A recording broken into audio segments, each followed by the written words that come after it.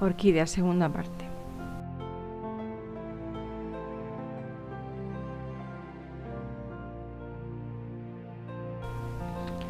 Las orquídeas europeas son hierbas terrestres perennes capaces de vivir varios años y de florecer anualmente si las condiciones son favorables.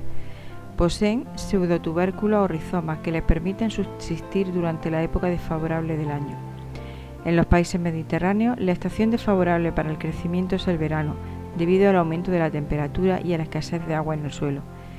Estas plantas, que protegen sus yemas perdurantes bajo la superficie del suelo, reciben el nombre de geófitos. Para entender mejor el ciclo anual de nuestra orquídea, vamos a describir el de una especie cualquiera del género Ophrys. Hacia septiembre, la yema durmiente del tubérculo, que ha permanecido protegida bajo tierra de los rigores del verano, entra en reposo. Obviamente no puede ser la luz el factor responsable del cese de la dormición de la yema, ya que el tubérculo se encuentra bajo tierra.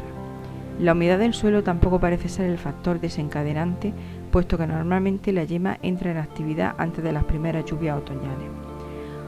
Una señal adecuada podría ser el descenso de temperatura que se produce a comienzos del otoño. No se debe descartar tampoco la posibilidad de un control endógeno, basado en alguna hormona que se vaya acumulando o degradando en el curso del verano hasta alcanzar cierta concentración umbral. Al mismo tiempo que nacen las hojas, aparecen las primeras raíces que poco después de nacer son invadidas por hongos microscópicos del suelo. Estos hongos establecen una simbiosis con las raíces. Durante unos 2 meses, las yemas van produciendo nuevas hojas. Bajo tierra, en la axila de una escama incolora, un catafilo esquamiforme, una yema produce una raíz que al poco tiempo atraviesa el catafilo. La raíz es gruesa y se transforma en un tubérculo radical, órgano reservante que almacena sustancias constituyentes y energéticas para el periodo vegetativo siguiente. Este tubérculo arrastra consigo una yema caulinar que dará lugar a la hoja y al tallo floral al año siguiente. En enero ya es posible distinguir las raíces normales de la que va a producir el nuevo tubérculo, por el pequeño engrosamiento que presenta esta última en su extremo. En las especies precoces como Barlia robertiana, ya en diciembre se produce el tallo floral, pero en la mayoría de las especies se desarrolla entre marzo y mayo, solo una de las especies descritas en este artículo.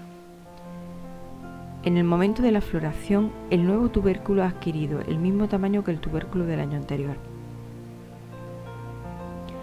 Esta pareja de tubérculos, que semeja a 2 testículos, orquis en griego, es la que da nombre a la familia Orchidaceae.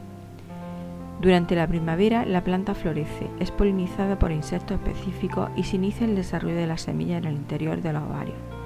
Al mismo tiempo, el tubérculo del año anterior empieza a arrugarse, pues se han empleado sus reservas en la formación del tallo floral y la semilla. Al final de la primavera, las partes epígeas de la planta se secan rápidamente. El tubérculo nuevo se separa del tallo y las raíces mueren y se desintegran.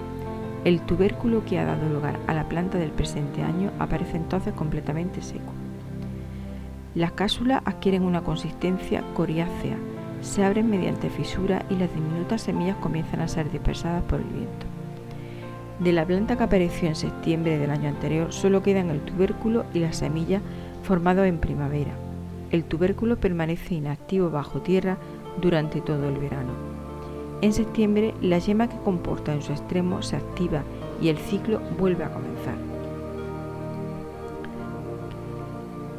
La mayoría de las orquídeas se han adaptado a vivir como epífitas, por lo cual su estructura responde a los requerimientos de este hábitat, que aunque vivan en lugares húmedos, ellas, al estar sobre otras plantas, han tenido problemas con el agua y han desarrollado una estructura característica.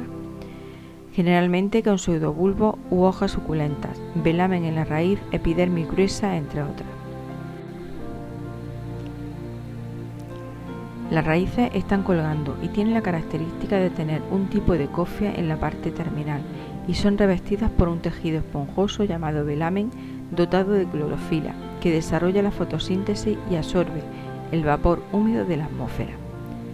Las orquídeas epífitas reciben la humedad y la sustancia nutritiva del aire y del humus que se recoge en la corteza de los árboles. También existen las orquídeas semiepífitas, plantas que viven sobre las ramas y sobre los troncos de otras plantas o con comportamiento litófilas.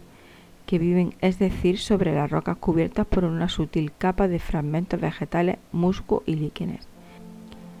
Ejemplos clásicos son la Phalaenopsis, Dendrobium, Vanda, etc., mientras, por ejemplo, la Cattleya puede ser epífita o semiepífita. En algunas orquídeas, como en Phalaenopsis, es importante que el recipiente sea transparente, ya que son de color verde y realizan fotosíntesis. El sustrato debe ser lo más parecido al sustrato original de las que quedan adheridas a los árboles, añadiendo un poco de perlita. Debe ser muy ligero donde el agua no se encharque. Las raíces de esta especie se caracterizan porque sobresalen de la maceta. Las hojas son grandes, de color verde intenso y duras.